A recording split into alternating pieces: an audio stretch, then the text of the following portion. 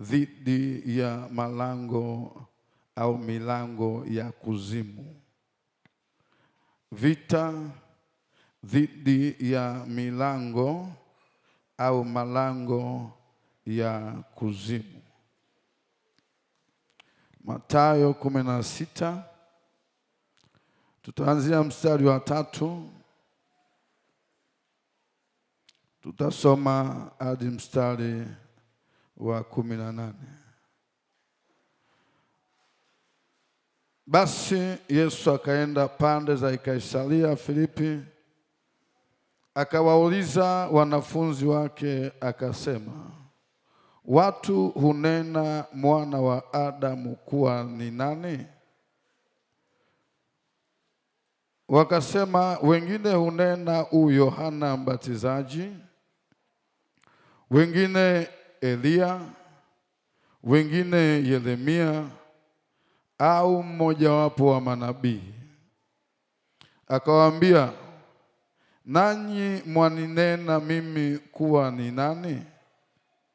Simoni Petro akajibu akasema, wewe ndiwe Kristo mwana wa Mungu aliye hai. Yesu akajibu akamwambia, heri wewe Simoni Bayona, kwa kuwa mwili na damu havikukufunulia hili, bali Baba yangu aliye mbinguni. Sema amen. Sema amen. Ezekiel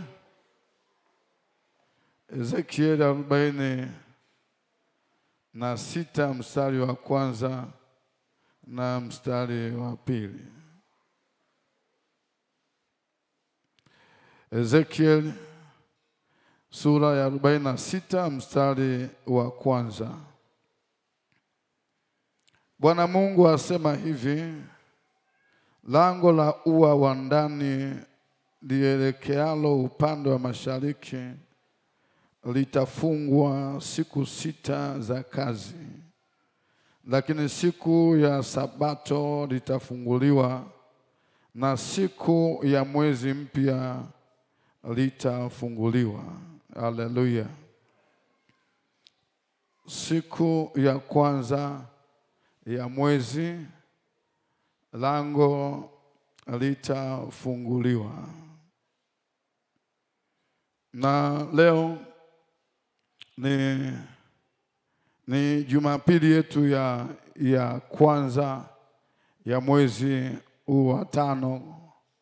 Kwa tuko katika mwanzo wa mwezi ambao tulianza siku ya Ijumaa ambayo ilikuwa ni tarehe 1, na leo tunahitimisha siku zetu 2 za anza mwezi wa 5 na Bwana.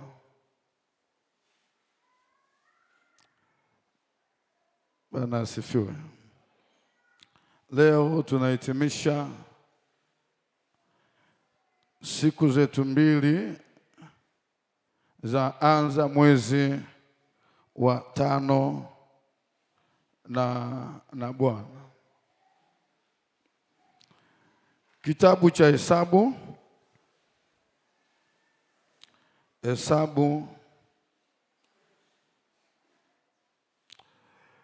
nilisema kiti kama mbele yako kipo wazi, ukae hapo ili wale ambao wamezoea kwamba neno waga linakuwaga baadaye, wanakuja kwa kuchelewa, watakuta tunamaliza. Kwa hiyo usisubiri mpaka upangwe. Anasema mtu mzima apangwe. Hesabu 28 mstari wa 11.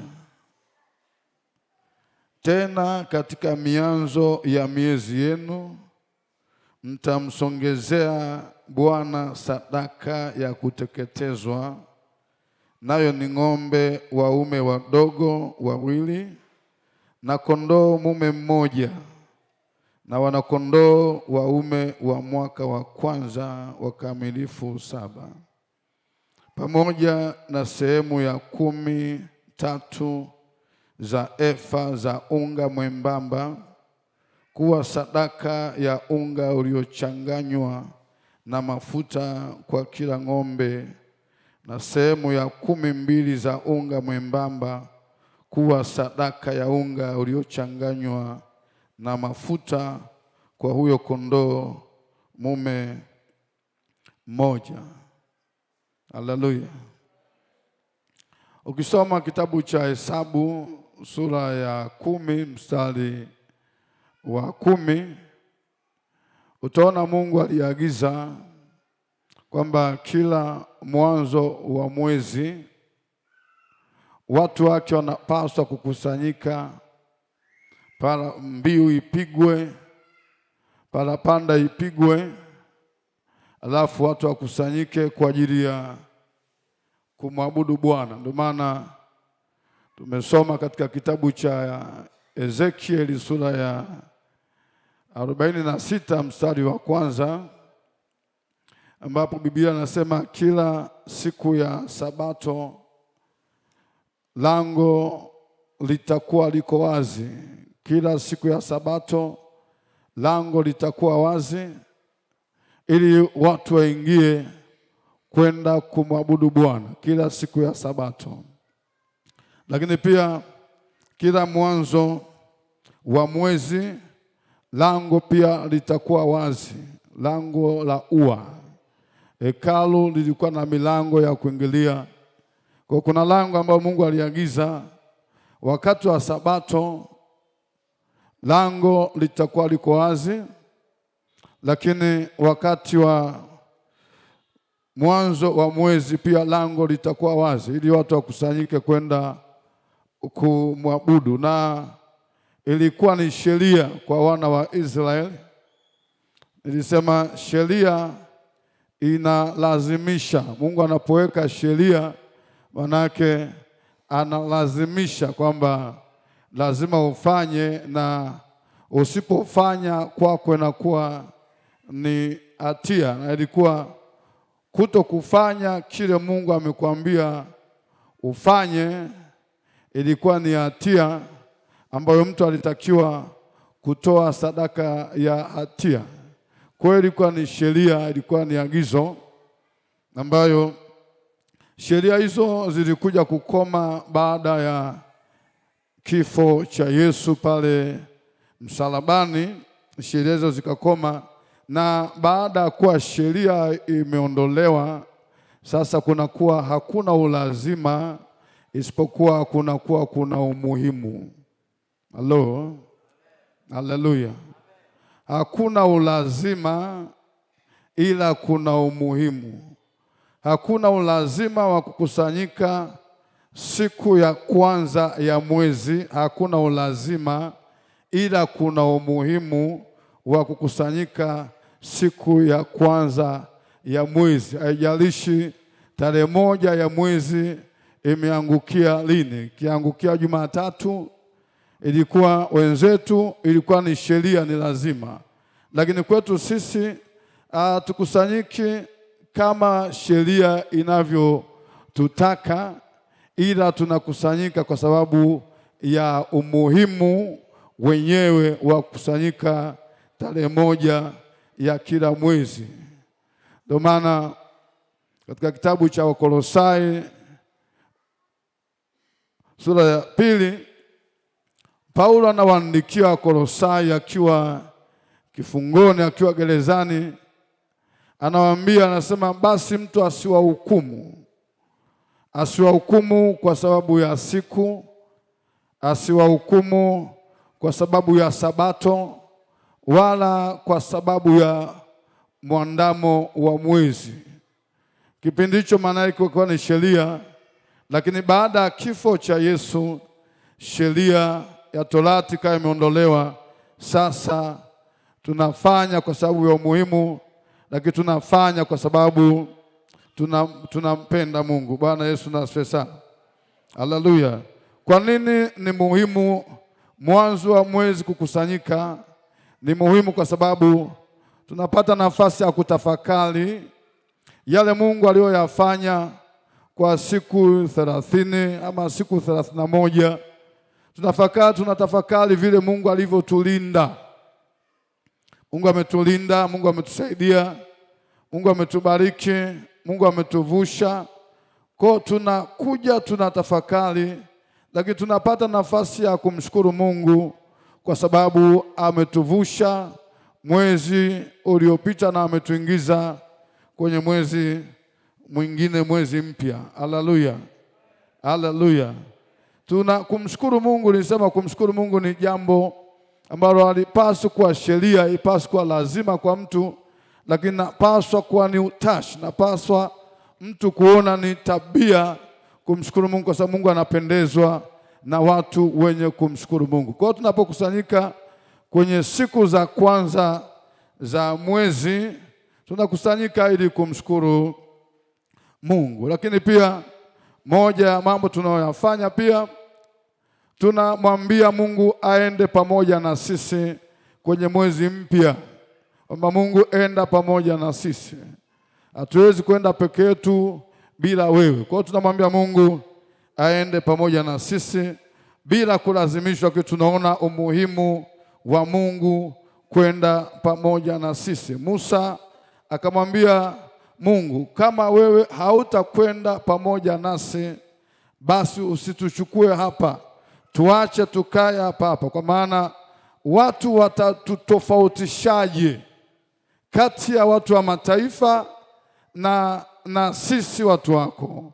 Kinachoweza kumtofautisha mtu aliyeokoka na mtu ambaye hajaokoka ni uwepo wa Mungu katika safari yake. Haleluya. Haleluya.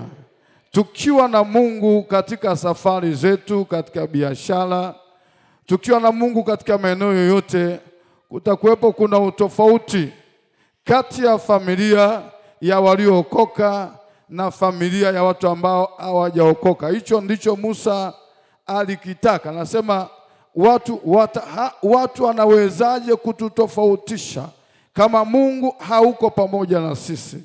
Mungu akiwa pamoja na sisi, watu watatambua, watasema huyu mtu yuko pamoja na Mungu. Haleluya. Haleluya. Kwa hiyo tunamwambia Mungu enda pamoja na sisi. Lakini pia tunapata nafasi ya kumtolea Mungu sadaka. Biblia anasema kila mianzo ya miezi yenu mtamsongezea Bwana sadaka za kuteketezwa. Nataja pale, anataja ng'ombe mmoja mkubwa na ng'ombe wadogo 7 na kondoo mmoja pamoja na wanakondoo. Na tumeanza kusoma hapa, Mungu alitofautisha utoaji wa sadaka. Kulikuwa kuna kutoa sadaka, kulikuwa kuna sadaka inaitwa sadaka ya kila siku. Sadaka ya kila siku wana wa Israeli walipaswa kuwa wanatoa kila asubuhi na kila jioni, walipaswa kutoa sadaka. Ukisoma Hesabu yote sura 28 utaona kuanzia mstari wa kwanza, Hesabu 28 utaona naeleza sadaka ya kila siku. Sadaka ya kila siku mtu alipaswa kutoa asubuhi na alipaswa kutoa jioni. Alipaswa kutoa mwanakondoo mmoja asubuhi, lakini alitakiwa kutoa mwanakondoo mwingine jioni. Alitakiwa kutoa kilo moja ya unga asubuhi na kilo moja ya unga jioni. Alipaswa kutoa lita moja ya mafuta asubuhi na lita moja ya mafuta jioni. Na wenzetu kwa sababu walijua baraka zilizopo katika utoaji wa sadaka, wala haikuwa shida kwao kwa sababu Mungu aliwabariki sana. Lakini pia kulikuwa kuna sadaka ya Sabato. Ukisoma Hesabu sura hiyo 28 mstari wa 9 utaona anasema kila siku ya Sabato mtatoa mwanakondoo aliye mkamilifu mmoja asubuhi na mwanakondoo aliye mkamilifu jioni.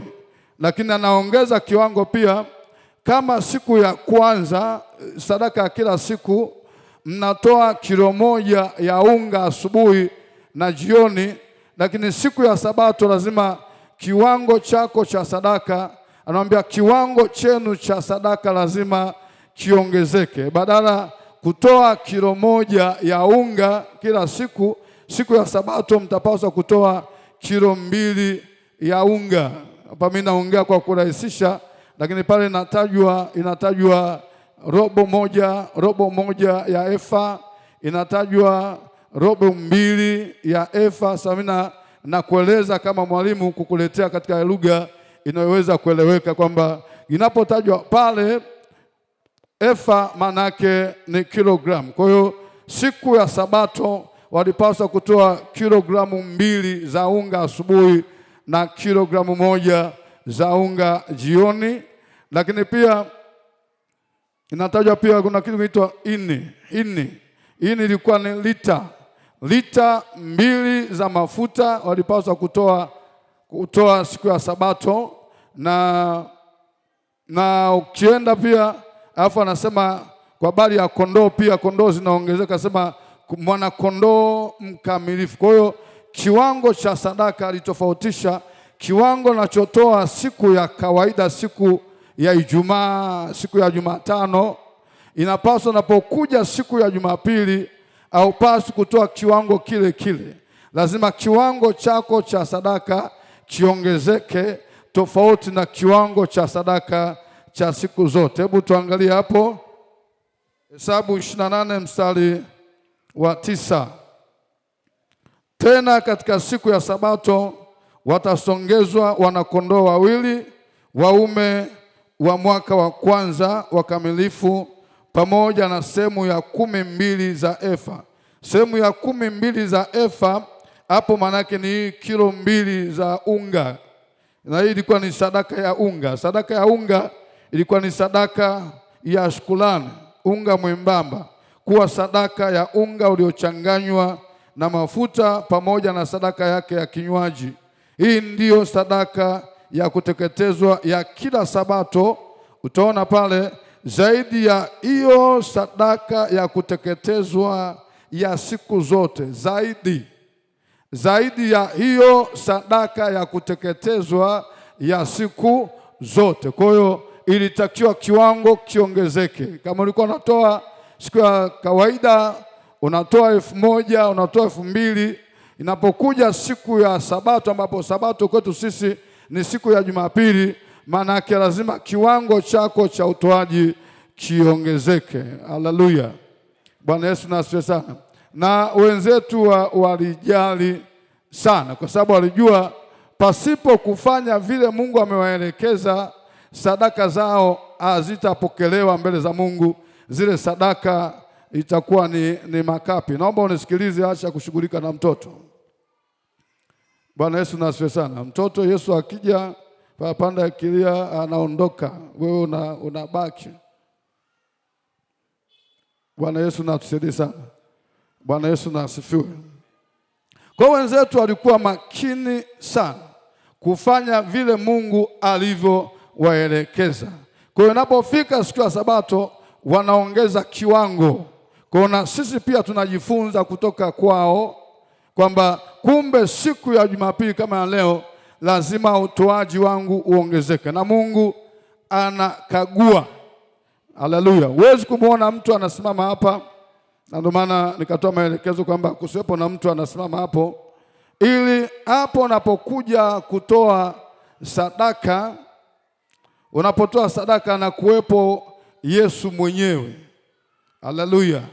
Anakuwepo Yesu mwenyewe, anaangalia kila mtu anavyotumbukiza sadaka yake kwenye chombo cha kutolea sadaka, kama vile tunaona katika Luka sura 21 mstari wa 1 hadi mstari wa 4. Utaona Yesu yuko pale alikuwa anaangalia watu waliokuwa wakitoa sadaka, lakini mwisho wa siku walivyomaliza kutoa sadaka anasema, nataka niwaambie wote mmetoa sadaka matajiri walitoa sadaka na maskini walitoa sadaka, lakini anasema mwanamke huyu mjane masikini, yeye ametoa kuliko wote, kwa sababu yeye ametoa katika vyote alivyokuwa navyo, lakini wale matajiri wametoa ile mali iliyowazidi. Kwa hiyo Mungu anaangalia namna unavyotoa sadaka, kiwango unachotoa sadaka, anaangalia kiwango ulichokibakisha na kiwango ulichokitoa. Kati ya ulichokibakisha na kile ulichokitoa, kingi ni kipi? Akamwangalia yule mwanamke mjane, akaona yeye ametoa vyote, hakubakiwa na akiba tena, akatoa vyote. Akasema, nawaambia mwanamke huyu ametoa kuliko wote, kwa sababu ametoa vyote alivyokuwa navyo, lakini hawa wametoa ziada. Ziada tunayoitoa inaitwa ni makapi. Haleluya, haleluya. Na ndio maana nikasema wote tunatoa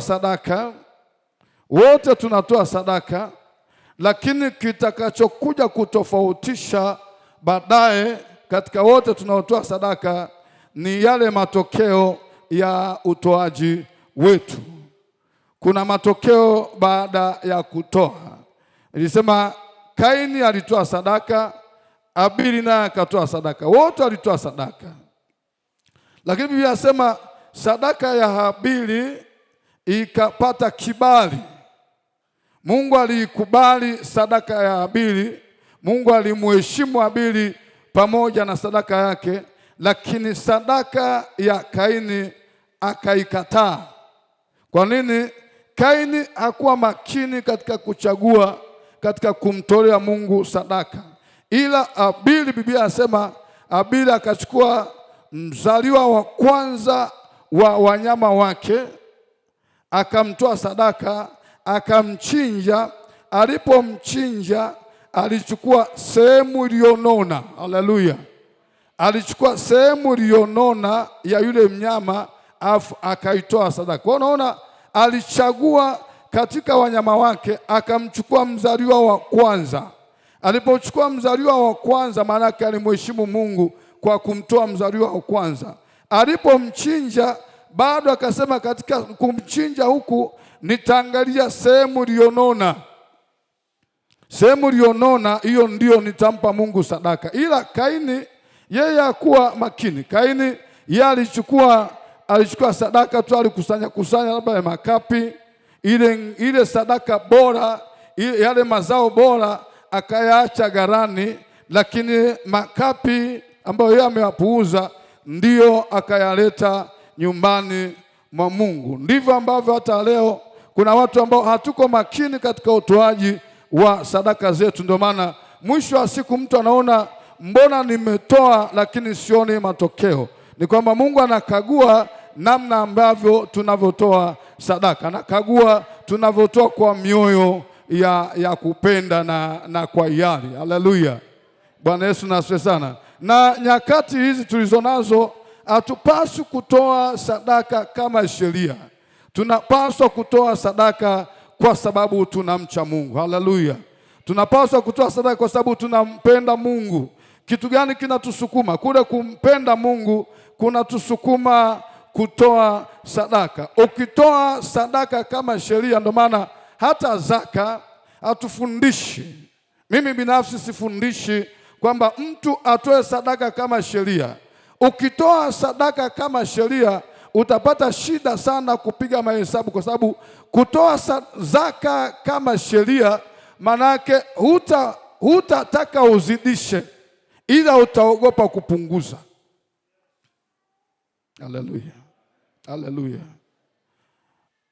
Ukitoa zaka kama sheria na si kwa kumpenda Mungu, utapiga mahesabu ili usizidishe, lakini ili usipunguze. Sasa kipindi hiki tulicho nacho, hatutoi zaka kama sheria kwa sababu tunalazimika kutoa vile vile, maana yake nisizidishe hata 50 ikaenda kwa Mungu. Tunapotoa zaka kwa sababu tunampenda Mungu, hatutajali kuzidisha. Haleluya, haleluya. Ukitoa zaka kwa sababu unampenda Mungu, hautajali kuzidisha, ila utaogopa kupunguza.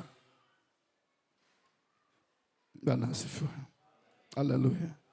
Biblia inasema kila mtu na tende kama alivyokusudia moyoni mwake, si kwa huzuni wala si kwa lazima, kwa kuwa Mungu humpenda atoae kwa moyo wa ukunjufu.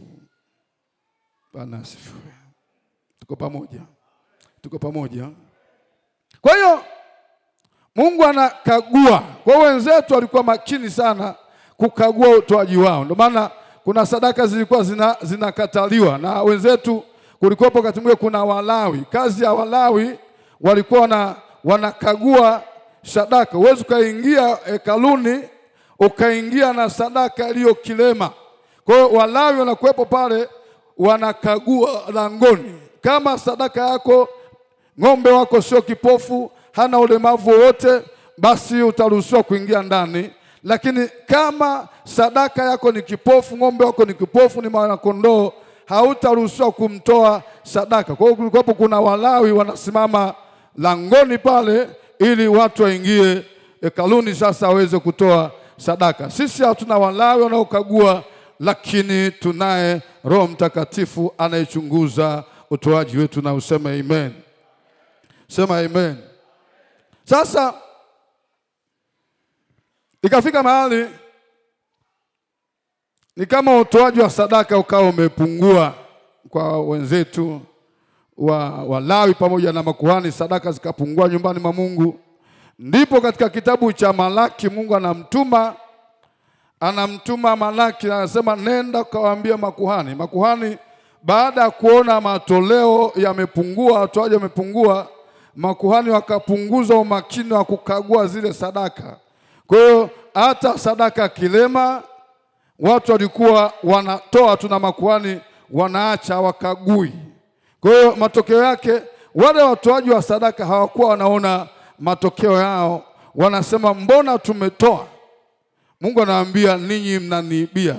Tunakuibia Mungu namna gani? Mbona tunatoa? Sema mnatoa kilicho kilema, mnatoa kilicho kipofu. Kwa hiyo ilikuwa ukitoa sadaka isiyofaa ilikuwa haina kibali. Ili uone matokeo ya sadaka yako lazima utoe sadaka kwa moyo wa kupenda, lakini utoe sadaka kwa sawasawa na kufanikiwa kwako na zaidi ya kufanikiwa kwako. Sema amen.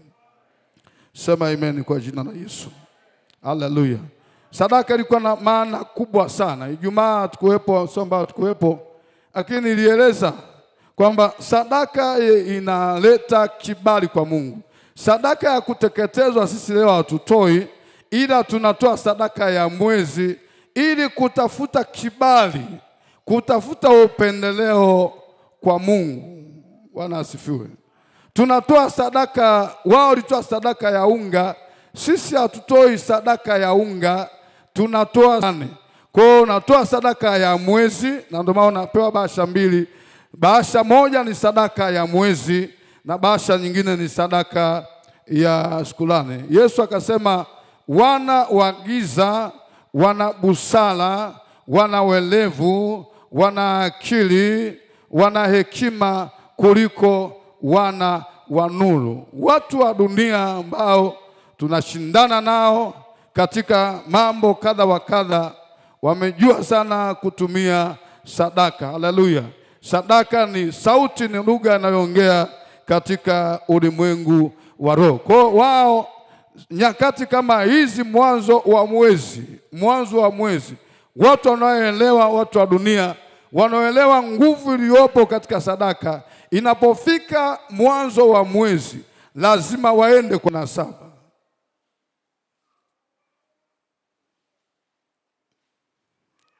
Mstari wa 13, umechoka kwa wingi wa mashauri yako, basi wasimame hao wajuao falaki. Falaki ni mambo ya nyota. Wazitazamao nyota, watabilio kila mwezi mambo ya mwezi huo. Watabilio kila mwezi mambo ya mwezi huo. Kulikuwa kuna wanajimu, kulikuwa kuna waganga ambao mtu anapokwenda kwenye mwanzo wa mwezi huwa anakwenda na sadaka yake ili akatabiliwe. Unabii wowote ili utimie kwako lazima uambatanishe na sadaka, na useme amen. Sema amen kwa jina la Yesu. Unabii wote ukiusikia umepata kwa njia ya ndoto, huo unabii utolee sadaka ili utimie, lazima uambatanishe na sadaka. Ndivyo ambavyo wenzetu walifanya wanapokwenda kwa waganga. Wanapowatabilia hawaendi mikono mitupu, wanakwenda na sadaka, alafu wanapowatabilia ndipo wanakuja kuona matokeo. Sema amen. Sema amen kwa jina la Yesu. Lakini nilisema sadaka pia inaondoa mauti. Sadaka inaondoa mauti. Sadaka inaondoa mauti. Kama mtu aliandikiwa kufa, anapotoa sadaka, ile sadaka inabatilisha mauti. Sema amen. Ayubu 42. Ayubu 42 mstari wa 7.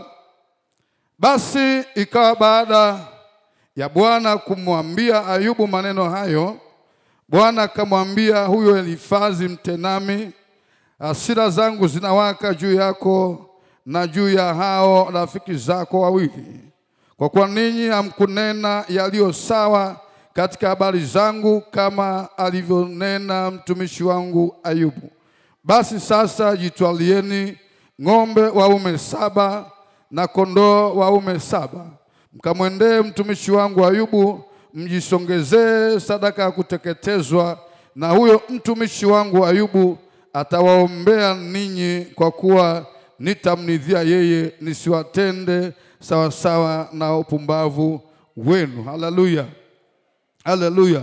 Watu hao marafiki zake na Ayubu watatu, Mungu alikusudia kuangamiza, lakini ili wajiponye wasiangamizwe, Mungu akawapa maelekezo. Anasema chukueni ng'ombe 7, chukueni kondoo 7, muende kwa mtumishi wangu Ayubu. Ayubu licha ya kwamba alikuwa ni mtu alikuwa ni mfanyabiashara, alikuwa ni tajiri, lakini Ayubu pia alikuwa ni kuhani wa madhabahu yake. Kwa anasema nendeni kwa Ayubu mkatoe sadaka, alafu naye atawaombea ili nisiwatende yale ambayo nilikusudia kuwatenda. Alitaka waangamize, ila kwa sadaka, anasema sadaka ingeweza kuponya wasipatwe na mauti. Bila shaka unaweza ukawa uko hapa, una sauti ya mauti unaisikia, una ugonjwa wa mauti, umeambiwa kwamba ugonjwa huu utapona, una ndoto ya mauti, una unabii wa mauti.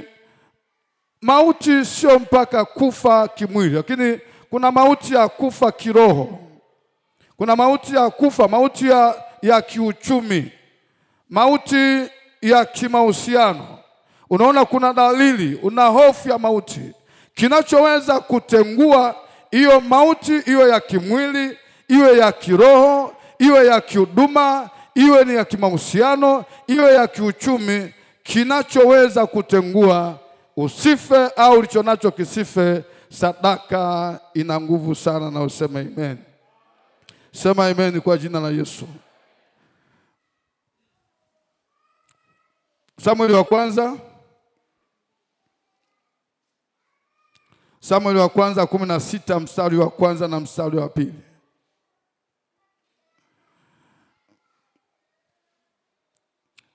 Bwana akamwambia Samueli, hata lini utamlilia Sauli, ikiwa mimi nimemkataa asiwamiliki Israeli? Ijaze pembe yako mafuta, ijaze pembe yako mafuta, uende nami nitakupeleka kwa Yese Bethlehemu, maana nimejipatia mfalme katika wanawe. Samueli akasema, nawezaje kwenda? Sauli akipata habari ataniua. Basi Bwana akasema, chukua ndama pamoja nawe ukaseme, nimekuja ili kumtolea Bwana dhabihu. Wakati Samueli anaogopa kuuawa na Sauli, Mungu anamwambia asema, chukua sadaka uende ukaitoe, alafu Sauli hata kuja kukuua. Sema amen. Sema amen kwa jina la Yesu. Ukitoa sadaka kwa ajili ya kujiponya na mauti, hauna sababu ya kuogopa ajali, hauna sababu ya kuogopa hasara, hauna sababu ya kuogopa anguko lolote, kwa sababu unasema mimi nimetoa sadaka hii ni ya kujiponya na mauti. Tunamwona Abigaili alimuokoa mume wake Nabali asife kwa sababu ya sadaka. Alipoambiwa ya kwamba Nabali anakwenda kuuawa na Daudi, Abigaili aliposikia, alikuwa mwanamke mwenye hekima, akachukua zawadi alafu akaenda nazo mpaka kwa Daudi. Daudi alipoziona zile zawadi akaahirisha, akasema sitamuua tena Nabali kwa sababu aliona zawadi. Haleluya. Bwana Yesu nasifiwe sana. Mungu anapenda sadaka. Sema amen. Sema amen kwa jina la Yesu. Sema amen. Ndio maana aliguswa sana. Yote aliyetoa sadaka nzuri, Mungu alishtuka akasema, aliongea mama asubuhi, Pastor Benedetta akaongea asubuhi akasema, Mungu Daudi alipotoa sadaka nzuri, akatoa ng'ombe 1000, Mungu akamwambia, omba utakalo nami nitakupa. Ndani ya sadaka kuna Mungu anaweza akazungumza. Sema amen. Sema amen kwa jina la Yesu. Ukitaka Mungu usikie sauti ya Mungu, toa sadaka bora, utamsikia Mungu akisema. Sema amen. Tuko pamoja? Tuko pamoja? Sadaka inafungua malango. Sadaka inafungua milango iliyofungwa. Sadaka inafungua milango iliyofungwa. Ndio maana leo tuna vita dhidi ya malango ya kuzimu. Milango inaweza ikafungwa. Wanaokufungia milango usifanikiwe, usitoboe, wanatumia sadaka. Tuko pamoja? Tuko pamoja? Wanaofunga njia, wanaofunga lango ili usiweze kuingia unapotaka kuingia, wanatumia sadaka. Sadaka inafunga, lakini sadaka inafungua. Haleluya. Sadaka inafunga, lakini sadaka inafungua. Bwana asifiwe. Bwana asifiwe. Mwanamke Mshunami ambaye alikuwa hajazaa tangu uzee wake hadi uzee wake, kilichokuja kufungua tumbo lake ni sadaka aliyoitoa kwa Elisha. Alikuwa amefungwa tumbo, hawezi kuzaa, lakini alipomkaribisha Elisha nyumbani mwake, akampa chakula, baada ya tendo lile la ukarimu, Elisha anamuita Gehazi, anasema, Gehazi, mwite yule mwanamke Mshunami umuulize, tazama ametutunza, ametujengea nyumba, ametupa chakula, muulize atendewe nini. Yule mwanamke Mshunami alipoulizwa akasema, mimi ni mzee na mume wangu ni mzee, hatuna mtoto. Gehazi akaenda kumwambia Elisha akasema, yule mwanamke tangu ameoana na mume wake ni wazee, hawajawahi kuzaa. Elisha akatamka baada ya sadaka, tumbo lililokuwa limefungwa, Elisha akalifungua akasema, majira yanayokuja wakati kama huu utakuwa na mtoto, utanyonyesha. Haleluya. Haleluya. Sadaka inafungua mlango. Moja ya vitu ambavyo ni ufunguo, huwezi ukafungua lango lililofungwa, ni mpaka uwe na ufunguo. Haleluya. Yesu anasema nitakupa ufunguo, nitakupa ufunguo wa ufalme wa mbinguni. Chochote utakachokifunga kitafungwa, na chochote utakachokifungua kitafunguliwa. Kuna mambo yamefungwa, huwezi ukatoboa ukaenda mahali. Lango ni mahali pa maingilio, panapomfanya mtu aingie na kutoka. Haleluya, haleluya. Huwezi kuingia kwenye hatua moja ukaenda hatua nyingine bila kupita kwenye lango. Maisha haya ndugu zangu yana hatua. Haleluya. Kila kitu kina hatua. Huduma zina hatua. Mafanikio yana hatua. Kutoka level moja kwenda level nyingine. Unapokuwa umefika level moja ya kwanza, maana yake kuna lango umelivuka. Unapotaka kwenda hatua nyingine, ndio maana kuna watu wamesimama kwenye eneo moja kwa miaka mingi sana. Amesimama kwenye kiwango cha mtaji mmoja kwa miaka mingi sana. Mtaji hauendelei.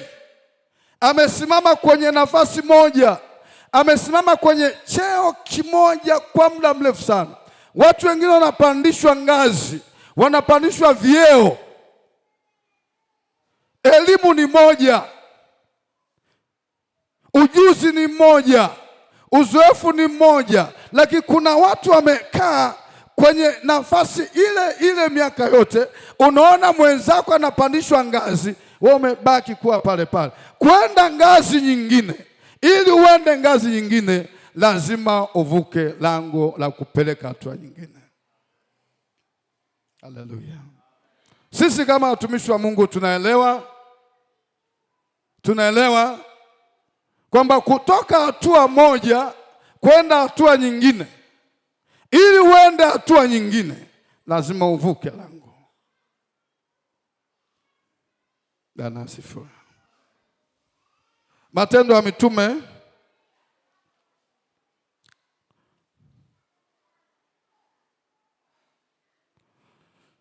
sadaka inafungua malango. Matendo ya Mitume 12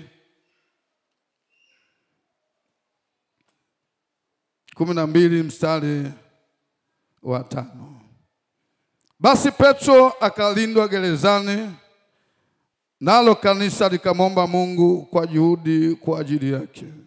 Hata wakati wa Herode alipotakiwa kumtoa usiku ule ule, Petro alikuwa analala katikati ya askari wawili, amefungwa minyororo miwili.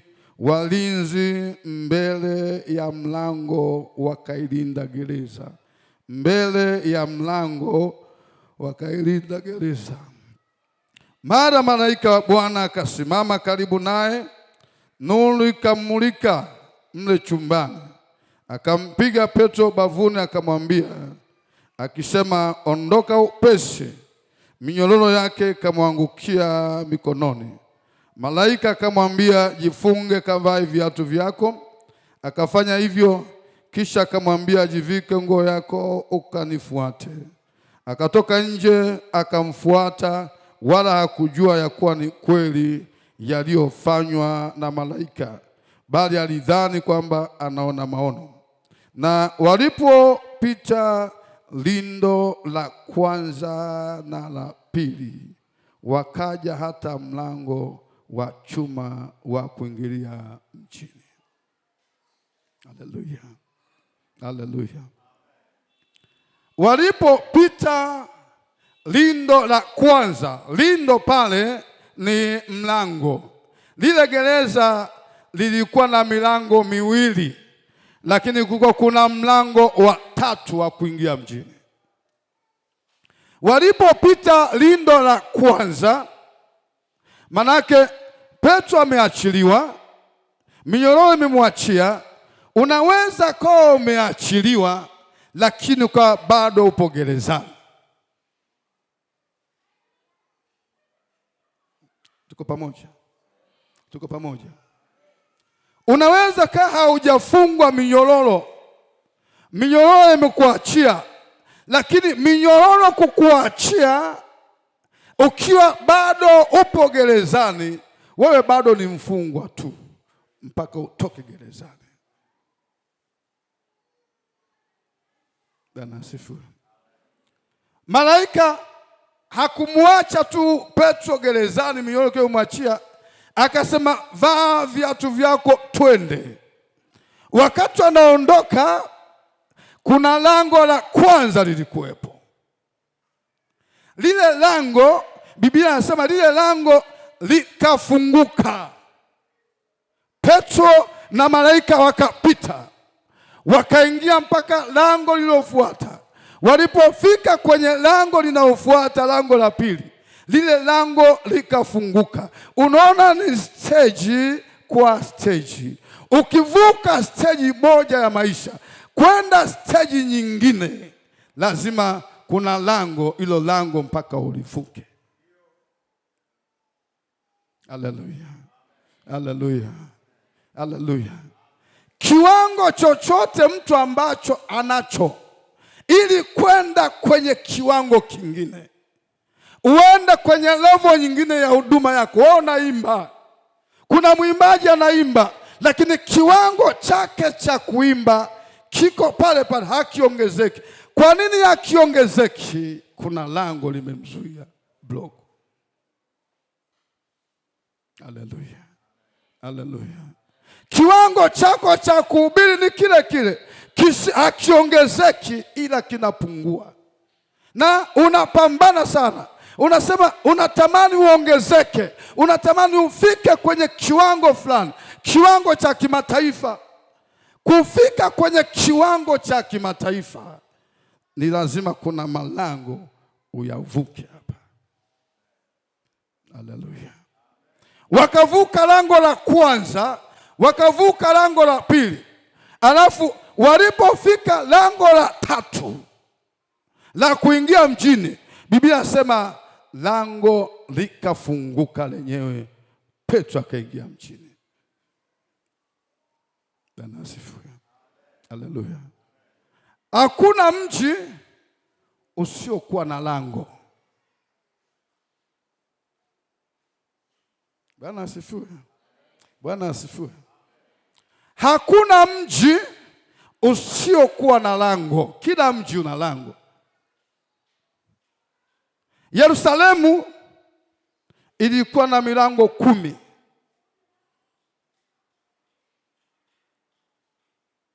Yerusalemu ilikuwa na milango 10. Yerusalemu mpya itakuwa ina milango 12. Uwezo ukaingia kwenye mji wa watu bila kupita kwenye lango. Haleluya, haleluya. Unaweza ukawa umekuja Dar es Salaam hapa ili kutoboa.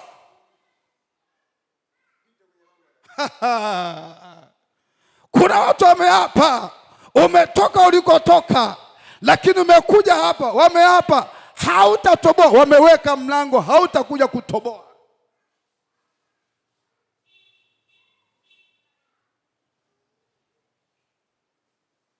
Bwana asifiwe. Haleluya. Ndio maana nasikia mtu anasema mimi naamua narudi kijijini. Unaiacha rasilimali ambayo Mungu ametupa ni watu. Unaiacha Dar es Salaam eti imekushinda, unasema narudi mkoani. Kinachofanya uwaze kurudi mkoani ni sio kitu kingine. Lango, wamesema wewe umekuja Dar es Salaam, lakini lango la kiroho ili ufanikiwe hautafanikiwa. Mimi nilitokea Tabora, Pastor Musa. Haleluya. Haleluya. Bwana asifiwe. Kuja da ni mpaka lango lilifunguka. Wengi watataka wasiingie. Wengi watataka kuingia kwenye ndoa, hawataingia. Kwa nini? Mlango. Nilipokuja da nikatokewa usiku na wenyeji wa da, wakaniambia, wewe huwezi kutoboa hii Dar es Salaam, lazima urudi.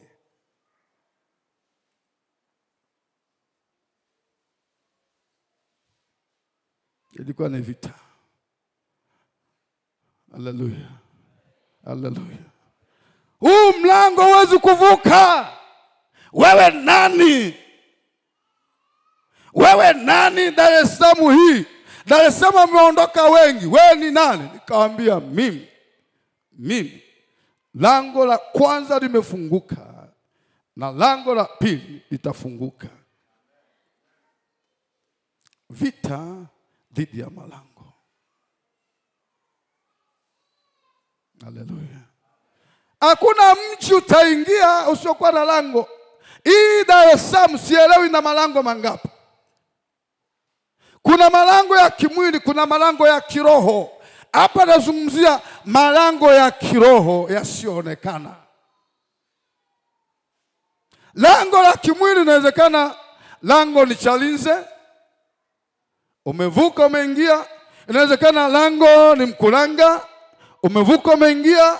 Inawezekana lango ni Bagamoyo, umetokea Tanga, umetokea Arusha, umetokea Moshi, umevuka umeingia. Inawezekana ni lango sudi kwa wapi, ukaingia, ukaletwa na basi, ukaletwa na treni, ukaletwa na ndege, ukaletwa na meli. Umevuka malango ya kimwili, lakini liko lango la kiroho. Haleluya. Haleluya.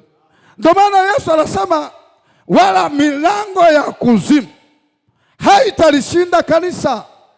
Lakini kwa nini tunashindwa? Tutoboi.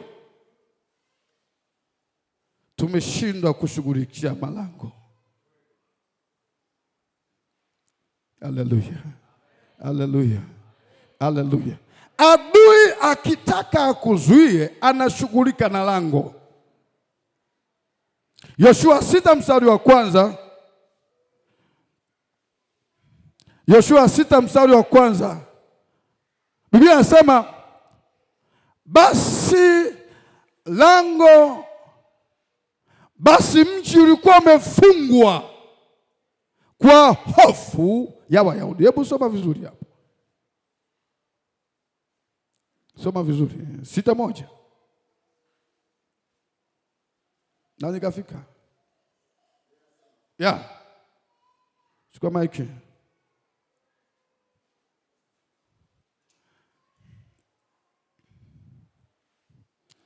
Sikiliza hapo. Kuna lango la mtu linafunguka leo, sema amen. Sema amen. Kuna malango yanakwenda kuachia yenyewe mchana wale unaosema amen. Soma hapo.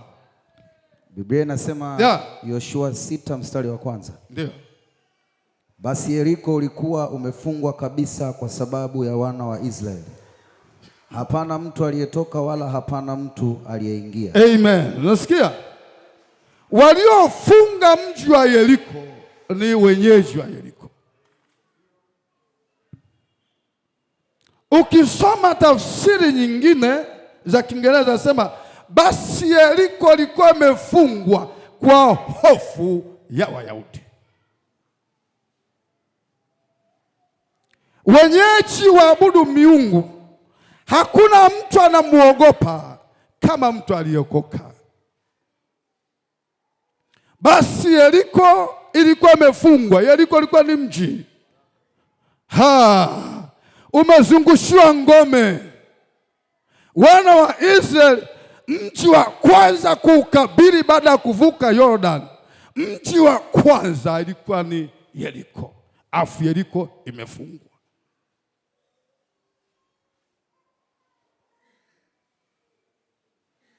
Bwana asifiwe. Haleluya. Hakukuwa na namna ya Israeli kuingia Yeriko kwa sababu mji umefungwa, lakini kwa msaada wa Bwana, haleluya, haleluya, nasema kwa msaada wa Bwana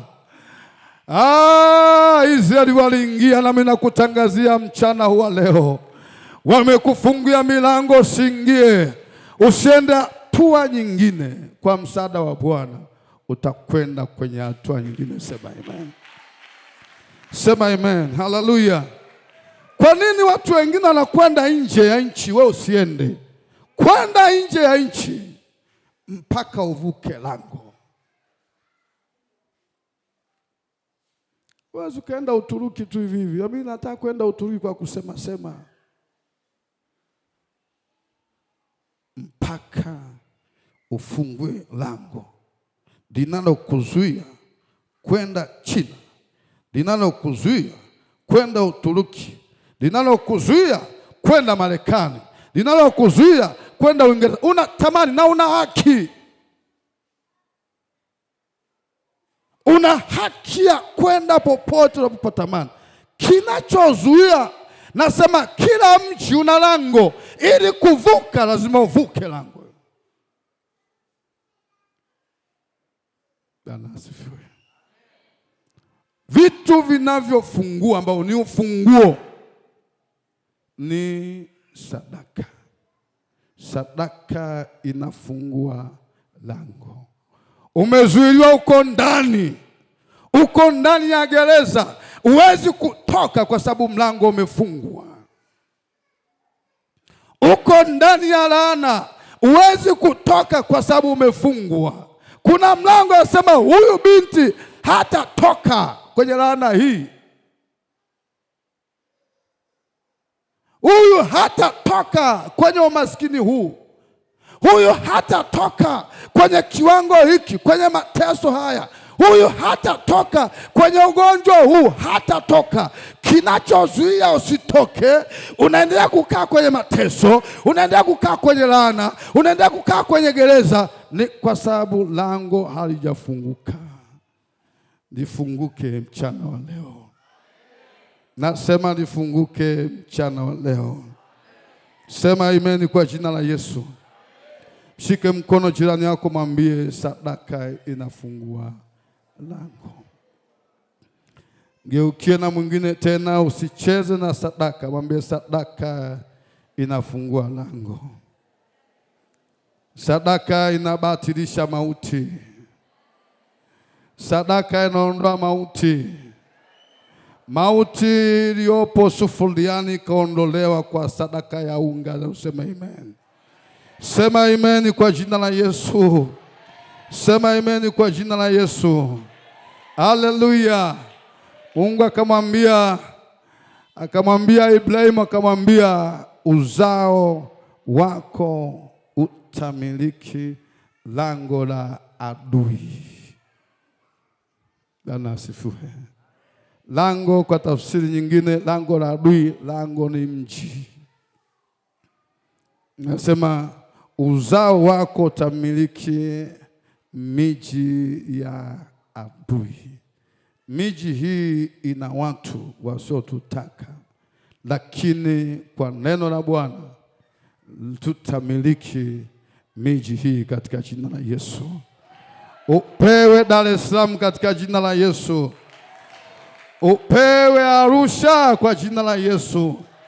Hapa popote unatamani kuwepo, nasema upewe mahali unapotaka kuwepo kwa jina la Yesu.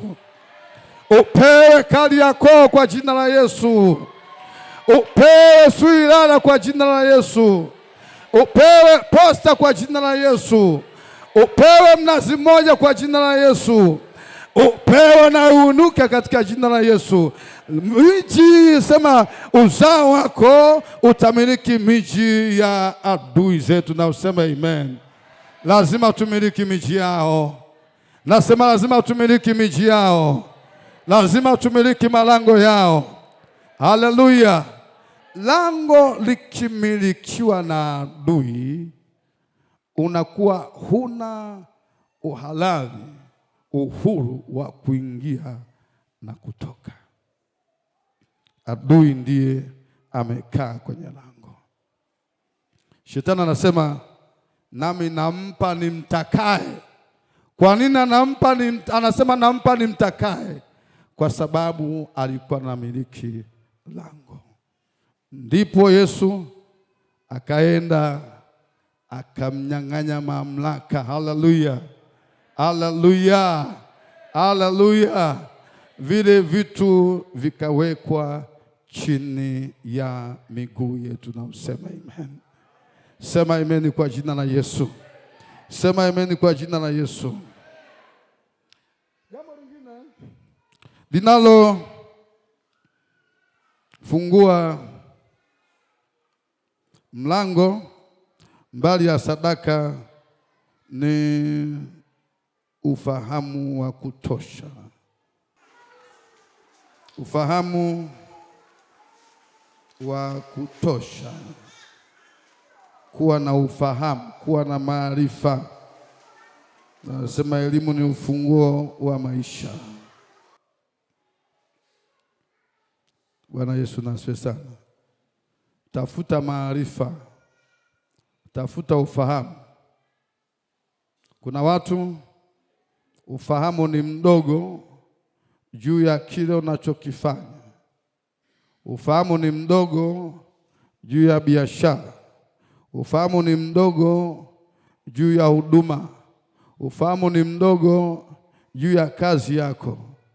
Ndio maana ni vizuri pia ukaongeze maarifa. Kama unatamani kupanda cheo, nenda kaongeze maarifa, kwa sababu ujuzi ama cheti huwa kinaongeza uthamani wa mtu kazini. Haleluya. Bwana Yesu asifiwe sana. Usiwache wenzako na kwenda kusoma, unaomba likizo, tunaenda kusoma, naomba kasome. Wewe umekaa unasema kusoma ni shida. Wenzako anakwenda kusoma, anasoma degree ya kwanza, anasoma degree ya pili. Wewe umekalia kacheti kale kale tu uliko kapataga tangu na ajiriwa ni kale kale. Alafu naambia Mungu nafungua milango ya kupanda cheo. Huo ni muujiza. Ikitokea hivyo ni muujiza. Hatukatai miujiza. Miujiza ipo. Lakini kwenda kusoma, kuongeza ujuzi, hata kama huna kazi, umesoma, una degree ya kwanza, hujaajiriwa, unajifanyia biashara, na unaweza ukasoma. Siku hizi kusoma, unasoma kwa online, unasoma ukiwa uko nyumbani. Mwisho wa siku unakwenda kupata degree yako ya pili, unaenda kupata diploma yako. Ufahamu unafungua milango iliyofungwa, na usema amen. Haleluya. Tusio wajinga tu kwamba hivi itatokeaga. Hata huduma, sisi tunafanya huduma, tunasoma. Haleluya. Kutoka kwenye level moja kwenda level nyingine ni mpaka elimu. Haleluya. Bwana Yesu asifiwe. Ninachokufundisha leo ni tofauti. Niliwahi kufundisha kitu kama hiki miaka mingi iliyopita. Lakini ninapofundisha leo, akija mtu mwingine ataona si kiwango nilichofundisha miaka mingi iliyopita, kwa sababu nimepata elimu na kuletea kitu kingine. Nasoma, natafuta maarifa, sababu najua maarifa, ufahamu unafungua njia.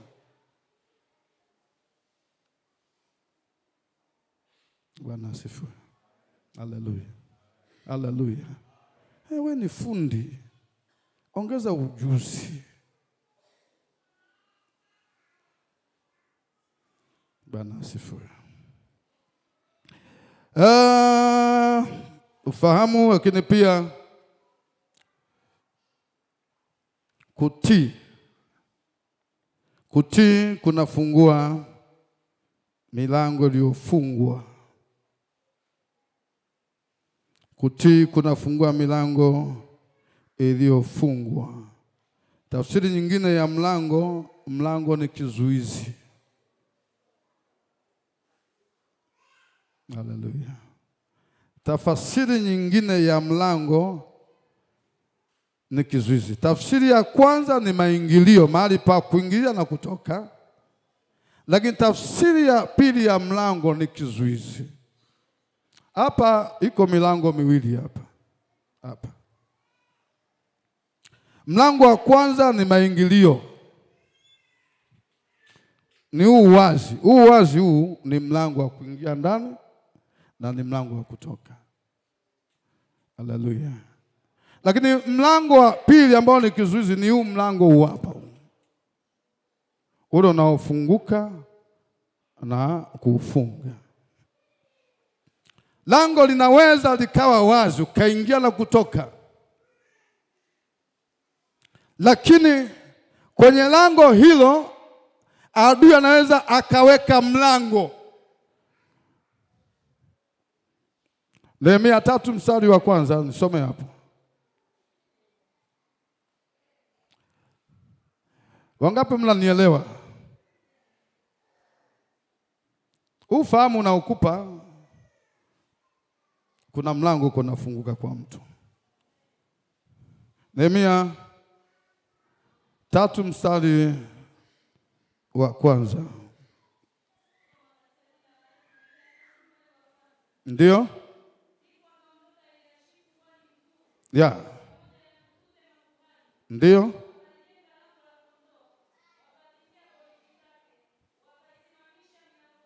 Soma tena hapo. Aha. Ndipo akaondoka Eliashimu kuhani mkuu. Ndio?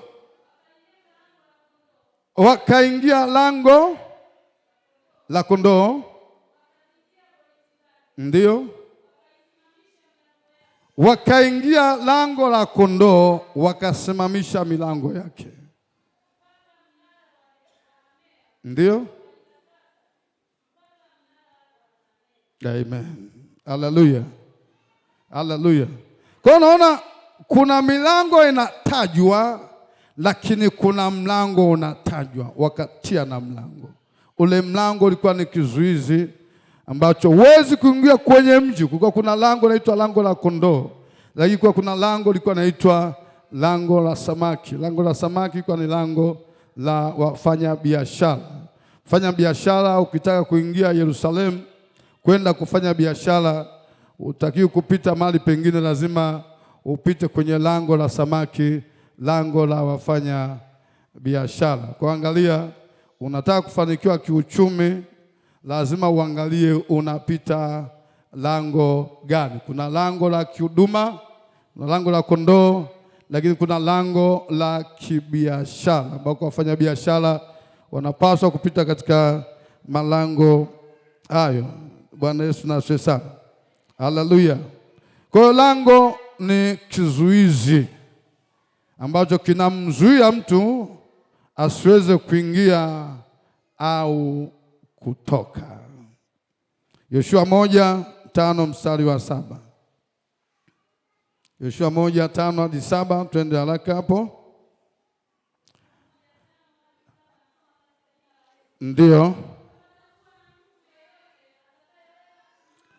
Hapata kuwa na mtu yeyote atakayeweza kusimama mbele yako. Mtu anayetajwa hapo ni kizuizi, ni lango. Mtu anaweza kawa ni kizuizi. Hakutakuwa na mtu, hakutakuwa kuna kizuizi chochote kitakachoweza kusimama mbele yako. Kuna mtu amezuiliwa na mtu. Lango lako ni mtu. Akiondolewa huyo mtu, haleluya, haleluya, akiondolewa huyo mtu, utashangaa unapita, kwa sababu kizuizi kimeondoka. Inatosha hapo hapo, utasoma hapo na kuendelea. Haleluya. Bwana Yesu na asifiwe.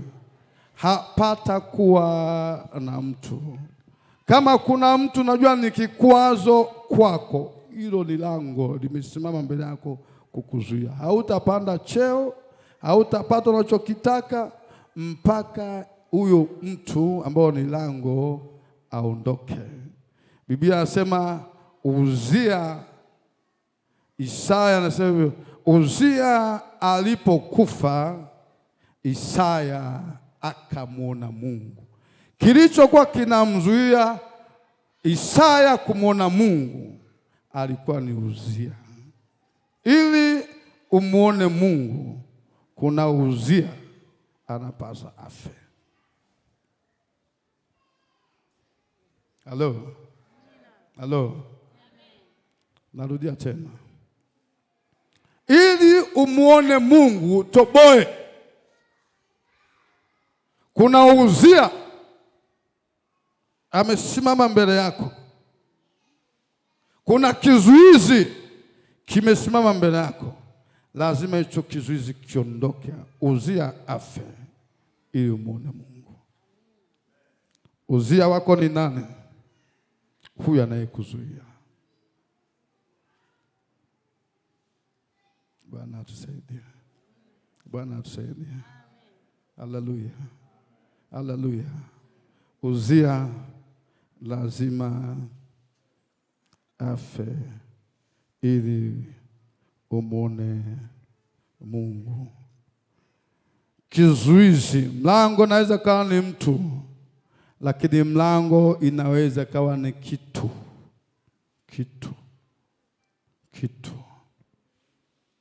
Sio mtu, lakini kuna kitu.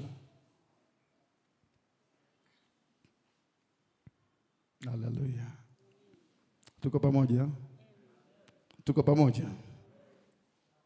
Hebu nisome Isaya, nisome Zaburi 27 mstari wa 6 nafikiri. Zaburi 27 mstari wa 6 nasoma katika jina la Yesu. Na sasa kichwa changu kitainuka juu ya adui zangu wanaonizunguka. Ndio. Nami nitatoa dhabihu za shangwe hemani mwake. Nitaimba nami nitamuhimidi. Endelea kusimama. Nami nitatoa dhabihu za shangwe nitaimba. Alafu soma mstari unaofuata. Mstari wa 7. Bwana usikie kwa Narudia. Na sasa kichwa changu kitainuka. Ndio. Juu ya adui zangu wanaonizunguka. Ndio. Nami nitatoa dhabihu za shangwe hemani mwake. Ndio. Nitaimba nami nitamuhimidi Bwana. Ndio. Bwana usikie kwa sauti yangu ninalia. Unifadhili unijibu. Unifadhili unijibu. 24:7. 24:7. Nasoma kwa jina la Yesu. Sikiliza 24:7. Inueni vichwa vyenu enyi malango. Inueni vichwa vyenu enyi malango. Huyu anazungumza, ni Daudi anazungumza na malango, anazungumza na watu. Inueni vichwa vyenu enyi malango. Inukeni enyi malango ya milele. Inukeni enyi malango ya milele. Mfalme wa utukufu apate kuingia. Mfalme wa utukufu apate kuingia. Haleluya. Haleluya. Mfalme asingeweza kuingia kwa sababu kuna malango. Anasema inueni vichwa vyenu, ondokeni enyi malango, ili mfalme wa utukufu apate kuingia. Mfalme ni nani? Mfalme ni wewe, mfalme ni mimi. Ili tuingie, lazima malango yaondoke mbele yetu katika jina la Yesu. Na usema amen. Sema amen kwa jina la Yesu. Nasema sema amen. Amen. Sema amen. Amen. Lango naweza kuwa ni kitu. Kitu ni kama jiwe. Kitu ni chochote, sio mtu lakini ni kitu. Sio mtu lakini ni hali. Ni ugonjwa. Kinachokuzuia ni kitu. Ugonjwa unaweza ukawekwa kwako Huo ugonjwa ni lango, ni kizuizi, kitakuzuia.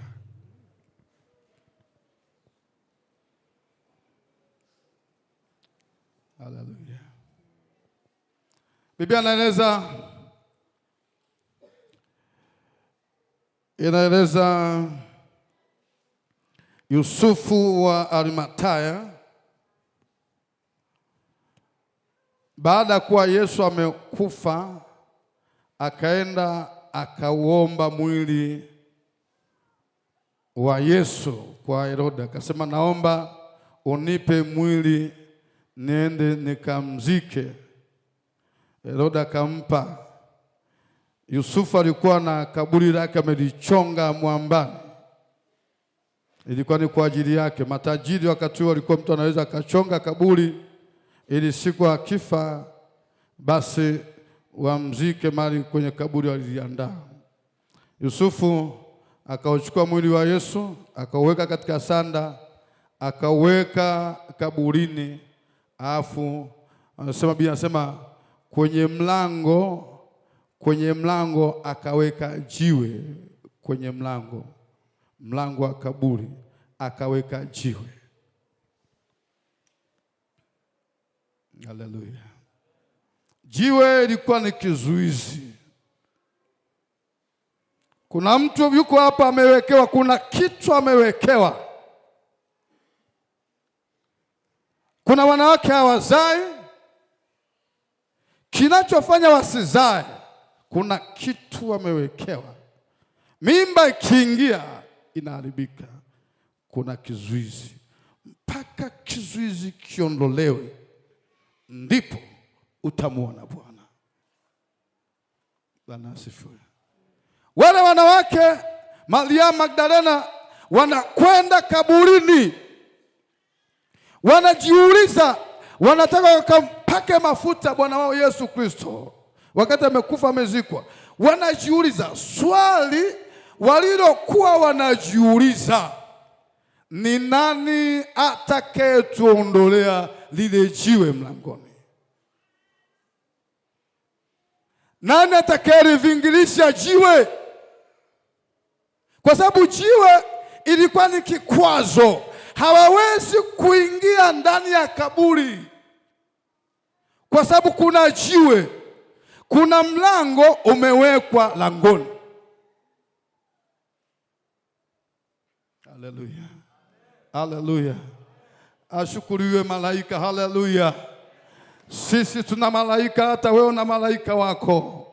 Huyo malaika wako, haleluya, akuondolee hicho kizuizi kilichosimama mbele yako. Malaika aliyemtokea Petro pale gerezani akutokea hata wewe, akiondoa hicho kizuizi, akuvushe kwenye lango la kwanza, akuvushe kwenye lango la pili, akuvushe kwenye lango lingine. Uende kwenye level nyingine, uende kwenye kiwango kingine. Nasema malaika wa Bwana akutokea. Haleluya. Akikutokea atakushika mkono, atakwambia twende unapokwenda, kwa sababu unaye malaika. Kila lango lililosimama mbele yako, lango litaachia lenyewe. Utakwenda hatua moja, utakwenda hatua nyingine, utakwenda hatua nyingine tena. Nasema pamoja na Bwana tutakwenda mbali sana, kwa sababu Bwana yu pamoja nasi. Na useme amen. Sema amen. Pamoja na Bwana tutafika mbali. Nasema pamoja na Bwana hatutahitaji kusago sana. Pamoja na Bwana tutapanda juu kama tai. Pamoja na Bwana hakuna atakayetuzuia. Pamoja na Bwana hakuna kizuizi. Ndio maana Yakobo na Yoshua naambiwa ya kwamba hakuna chochote, hakuna mtu atakayesimama mbele yako kuzuia, kwa sababu mimi nitakuwa pamoja na wewe. Tunazuiliwa kwa sababu Jehova, ubarikiwe mama yangu, kwa sababu Jehova hayuko pamoja na sisi. Ili Jehova awe pamoja na sisi, lazima tuwe watii kwake. Mungu haendi na watu wasiotii. ukitaka kwenda pamoja na Mungu lazima ukubali kuwa mtii kwa Mungu. Haleluya, haleluya. Unampenda Yesu? Unampenda Yesu? Anamwambia hakuna mtu yeyote atakayesimama mbele yako kukuzuia. Maneno yale anaambiwa Yoshua, maneno yale yale unaambiwa wewe mchana wa leo. Ila, sema ila angalia kutenda sawa sawa. Angalia kutenda sawa sawa na sheria yote aliyokuamuru Musa mtumishi wangu. Usiende kushoto wala usiende kulia. Tenda sawa sawa na kila uendako utafanikiwa. Mimi hakuna kitu naamini kuwa kufanikiwa kwetu sisi tuliokoka, Oscar, ni jambo rahisi sana. Ni jambo gumu sana sisi tuliokoka kufanikiwa kama Mungu hayuko pamoja nasi.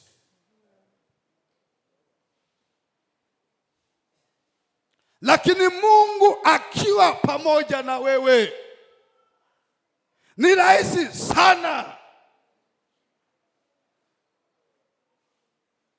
Utafika mahali ambapo hukuwahi kuwaza kama nitafika. Lakini kwa nini tuna struggle, tunahangaika?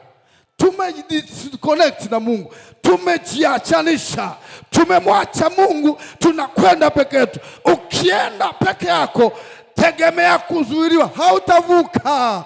Ni mpaka Mungu awe pamoja na wewe. Ili Mungu awe pamoja na wewe, angalia kutenda sawa sawa na sheria zote alizokuagiza mtumishi wangu Musa. Musa ni nani? Musa ni mimi ninayekufundisha.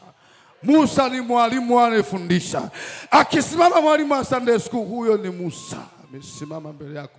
Nenda sawa sawa na sheria zote upate kufanikiwa popote wendako. Mambo ni rahisi sana.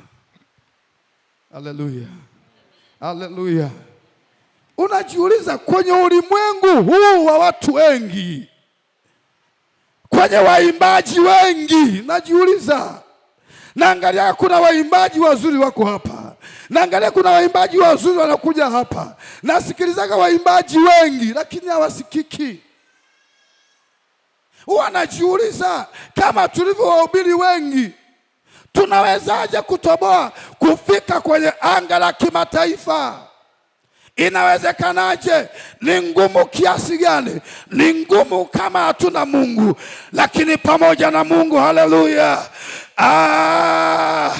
tutakwenda moja kwa moja. Hatutashuka, tutatolewa mavumbini. Atakuja Bwana, atatutoa kwenye matope, atatutoa kwenye shimo, atatupeleka juu. Tutakwenda juu, tutakwenda mbali, mahali ambapo tunashangaa. Ni mimi nimefika hapa, nasema pamoja na Mungu utafika mahali ambapo hukuwaza utafika. Lakini Bwana akiwa pamoja na wewe, pambana, tembea na Mungu, pambana, ishi na Mungu, usiende peke yako. Mambo ya Mungu hahitaji ujanja. Mambo ya Mungu hahitaji maneno. Acha wenye kuongea waongee. Waache waseme. Wewe tembea na Mungu, tembea na Jehova. Haijalishi ni sasa, haijalishi ni sasa, upoje leo. Nasema wengi waliofika mbali, wanapotazama historia ya maisha yao, wanapoangalia walikotoka, wanaangalia njia walizopita, wanaangalia jangwa walipitia, wanasema ni mimi kweli. Nasema imebaki historia, imebaki historia.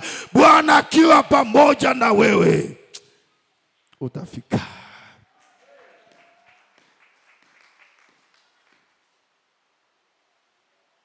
Bwana asifiwe. Shida yetu sisi hatutembei na Mungu. Ndio shida. Tumejifunza habari za Yusufu asubuhi. Yusufu tangu anauzwa, Yusufu hakuwahi kujidisconnect na Mungu.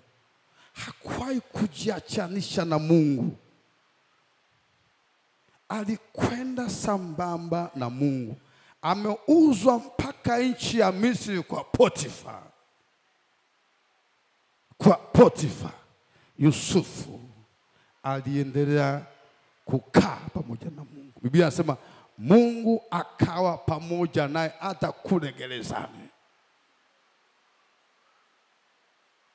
Yuko gerezani bila hatia, lakini akiwa gerezani bado Yusufu aliendelea kuwa mwadilifu. Akiwa gerezani akapandishwa cheo gerezani, akawa mkuu wa wafungwa wengine. Haleluya, haleluya, haleluya. Amewatabiria wenzake, ametoka akawaambia, wewe unayetoka ambaye hautakwenda kuchinjwa, unarudishwa katika nafasi yako. Ukienda naomba ukanisemee kwa Farao, ukamwambie mimi nipo gerezani, sikukosa kosa lolote. Kamwambie Farao nitoke hapa gerezani. Yule jamaa alipofika miaka miwili akasahau kumwambia Farao.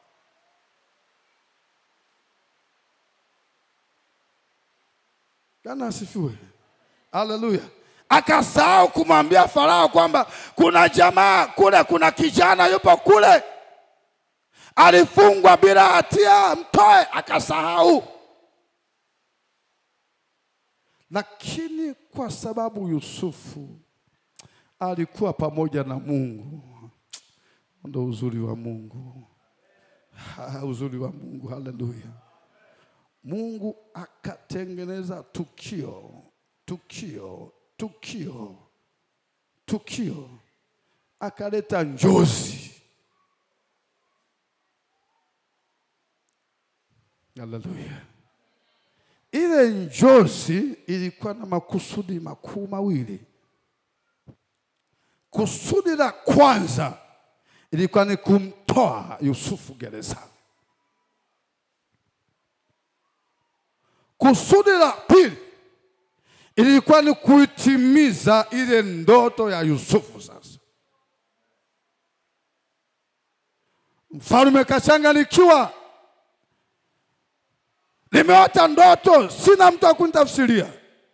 Yule jamaa ndio akasema, nakumbuka makosa niliyoyafanya. Nimemsahau yule jamaa.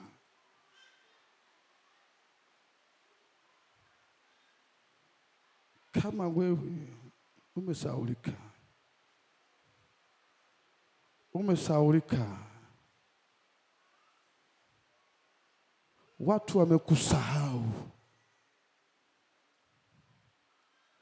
wanakupita, wanainuliwa wengine, wewe umesahaulika. Wanafanikiwa wengine, wewe umesahaulika. Binti umesahaulika, ila Mungu hajakusahau.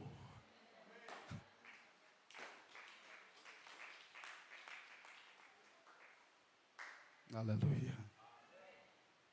Nasema Jehova hajakusahau. Sayuni akasema Bwana ameniacha, Bwana amenisahau. Mungu akasema, je, mzazi aweza kumsahau mwana wake wa kumnyonyesha? alafu akajijibu mwenyewe ndio. Yaani Mungu kauliza, alafu akajijibu mwenyewe akasema ndio. Hao waweza kuwasahau watoto wako kuwanyonyesha, ila sio mimi. Mimi sitakusahau wewe.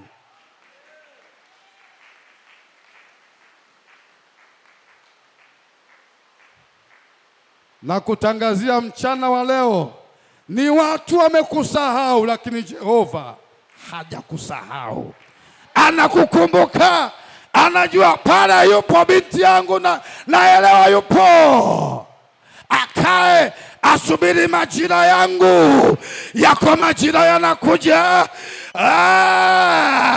Majira yakifika, ni wewe utakayevalishwa shela, ni wewe, ni wewe tutakayesema anameremeta. Ni nani? Ni wewe. Lakini sasa umesahaulika, wamekusahau. Bila shaka hata mimi nimekusahau. Ninapoombea wengine, ninapowataja wengine, nalisahau jina lako. Ninapowataja wengine, nakusahau wewe.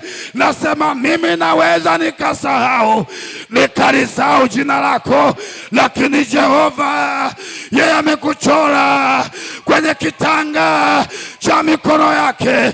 Anapotazama anakuona wewe, anakusoma mpaka nywele zako anazielewa. Anapomwangalia kila mmoja anamuona. Na kutangazia mchana wa leo, haujasahaulika mwanangu.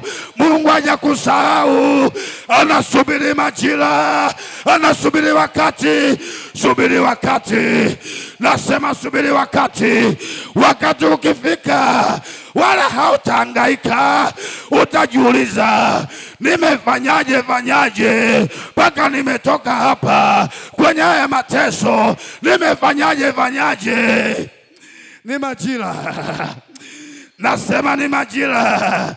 Sasa hivi unahangaika, ni sawa. Ni majira.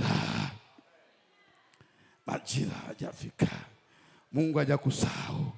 Yule jamaa, haleluya, yule jamaa akasema, nakumbuka makosa niliyoyafanya. Nilimsahau. Kuna kijana yupo gerezani. Nasema ile ndoto ilimfanya Farao akose watafsiri. Ndipo ile kijana akakumbuka.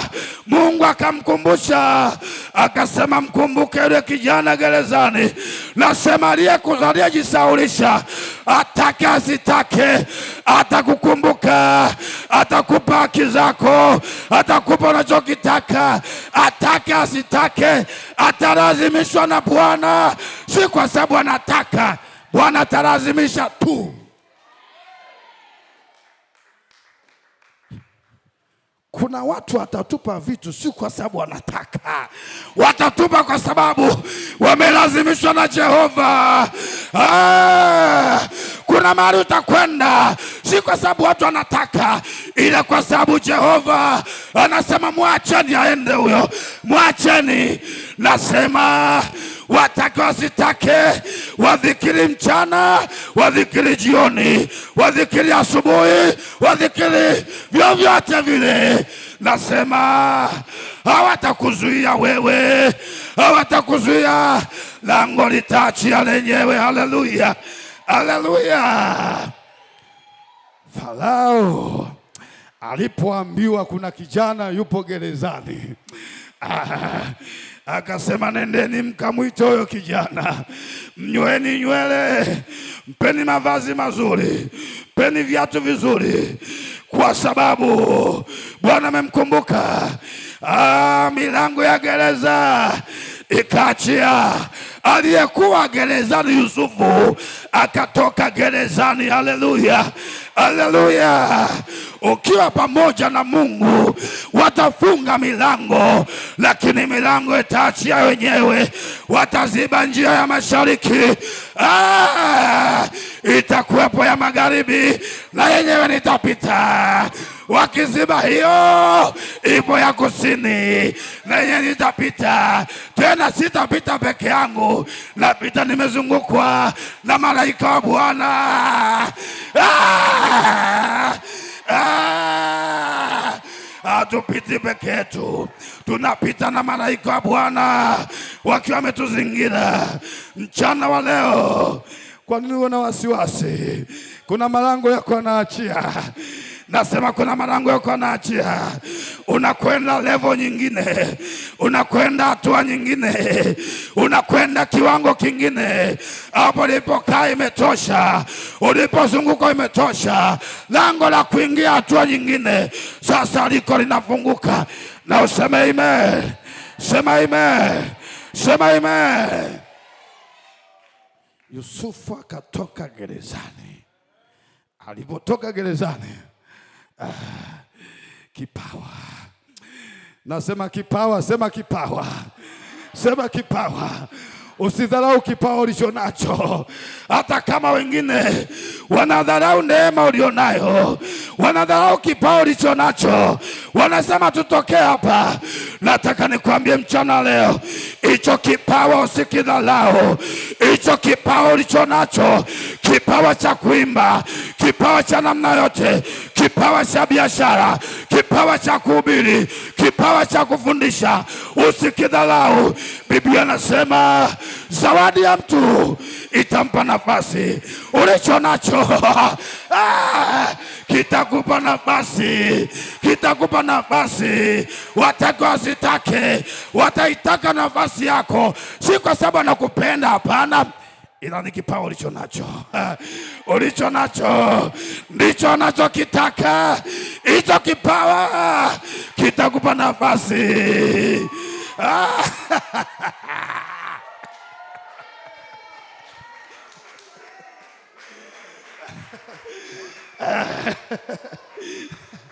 Kuna watu hawakupendi, lakini ulicho nacho watakuta.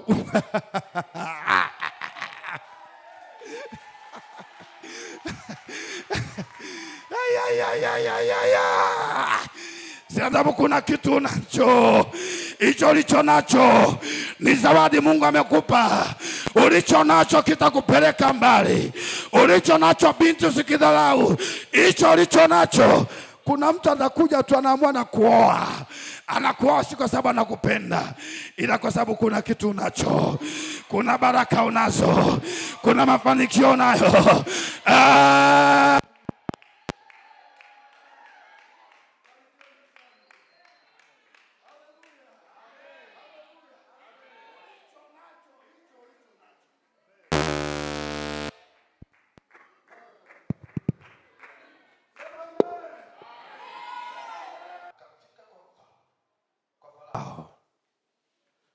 Akamwambia, ndoto hii isikusumbue, mimi nitakupa tafsiri yake. Bwana asifiwe. Nitakupa tafsiri yake. Akamtafasiria, akamwambia, ndoto uliyoyota ni hivi. Na tafsiri hizo ndoto zote zinafanana. Tafsiri yake ni hii. Sasa kamwambia mfalme na ajitafutie mtu.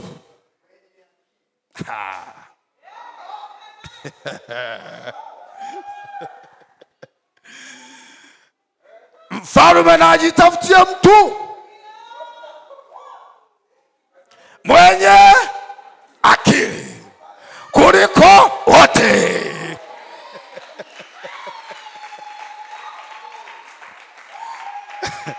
Sasa yeye Misri nzima imekosa mtu mpaka anatafutwa yeye, kwa alijua kitakachotokea hapa.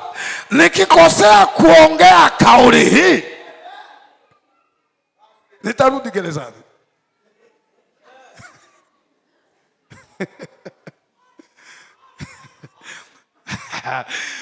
Mfalme na ajitafutia mtu mwenye akili kupita wote, alafu ampe nafasi afanye nilivyomwelekeza hivi, aseme afanye. Farao anamwangalia Yusufu, anaona sio Misri, anaangalia watu wake wote zero. Anakaangalia ka Yusufu ni Kaebrania, alafu kalikuwa katumwa, kaliuzwa, lakini kana kitu.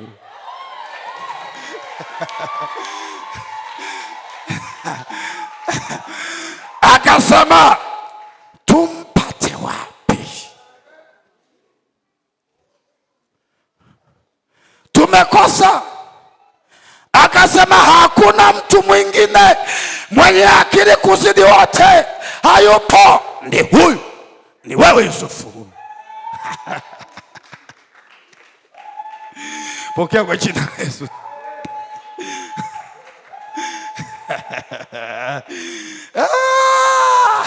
Lingia ulicho nacho wewe, lingia ulicho nacho, kilingia tu binti yangu, wewe lingia ulicho nacho, kilingia hicho. Wewe ni hoti keki. Kuna mtu anatafuta aina yako, anatafuta ulicho nacho, anasema nimpate wapi? Anasema nenda pale Kisewe, nenda pale yuko binti ana hiki unachokitafuta. Kuna watu watakuja hapa, hata kama hawapendi, hata kama wana madhehebu yao, hata kama wana dini zao, watakuja hapa, watakutafuta wewe kwa sababu una kitu.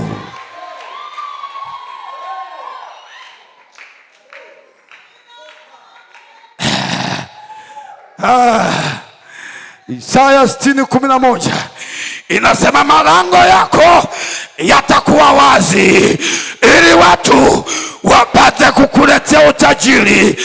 Wafalme wataingia na kutoka wakuletea utajiri. Nasema malango yamefunguliwa, waliozuiliwa kuja kwako. Asante. Nasema malango sahi, ninapongea malango yanaachia yenyewe, yanaachia. Barikiwe, malango yanaachia. Nasema aliyokushikilia, asante, barikiwe. Malango yanaachia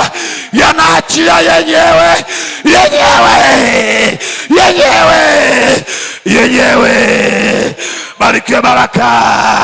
Haleluya. Huyo ndio Jehova Mungu wa Yusufu, ndiye Mungu tunaye, yuko hai, anaishi, alikuwepo, yupo, atadumu kuwepo. Jehova Ramasaka. Haleluya. Mshike mkono jirani yako, mwambie usidharau ulicho nacho. Wewe ni watu tofauti. Ulicho nacho wewe, mwingine hana, ni wewe unacho. Haleluya.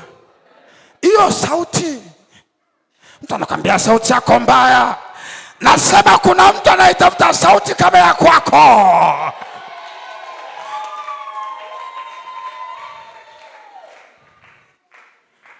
Huyu anaongeaje huyu?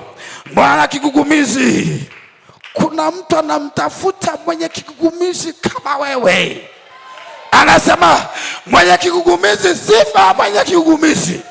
Uwane mume bora, uwane mke bora, uwane mfanyakazi bora, uwane mwaminifu.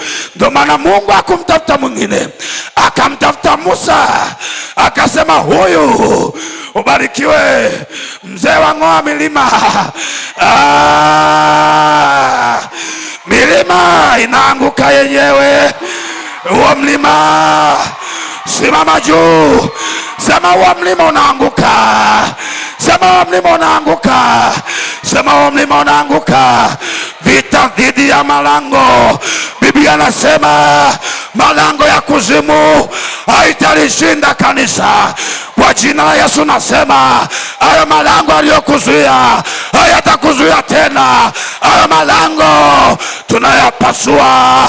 Anza kupasua hayo malango, anza kupasua malango yaliyokuzuia. Pasua, yapasue, pasua hayo malango. Ini vita, piga piga piga piga piga piga piga piga piga piga piga piga piga. Pasua pasua pasua pasua pasua pasua pasua pasua pasua hayo malango, pasua pasua pasua pasua pasua kwa damu ya mwana kondoo.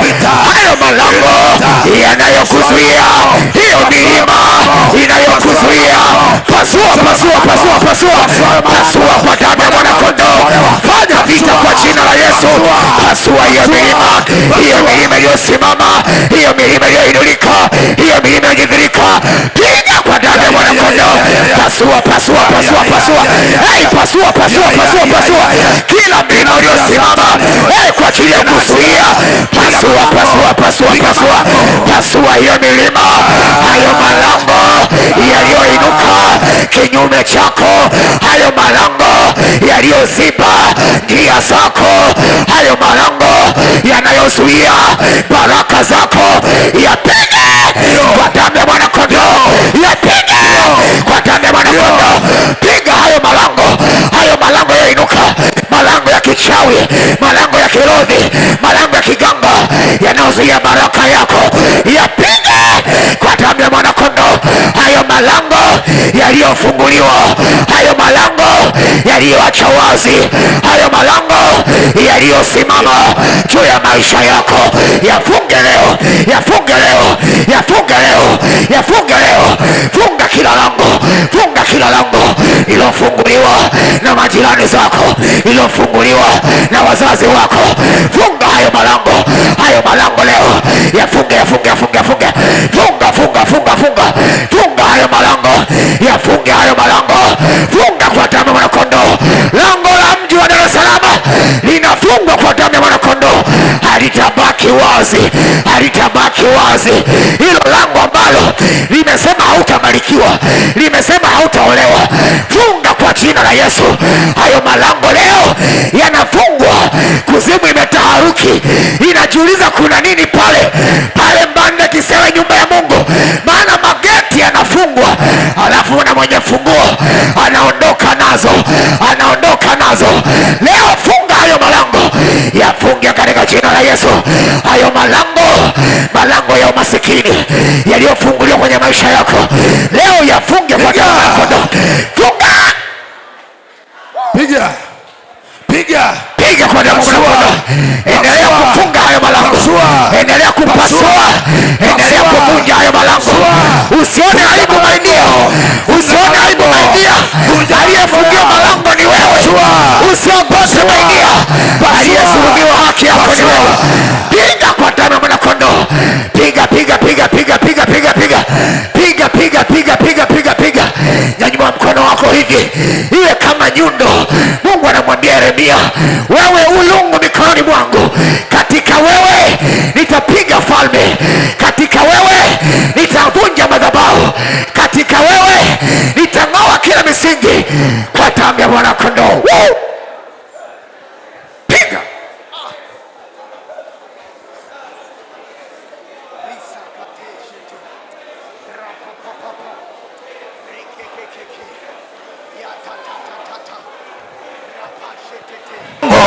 Tunapiga hayo malango, tunapiga hayo malango, malango ya miji, malango ya miji, malango ya kuingia, malango ya kutoka. Tunapiga hayo malango, tunapiga hayo malango, tunapiga hayo malango, hayo malango tunapiga.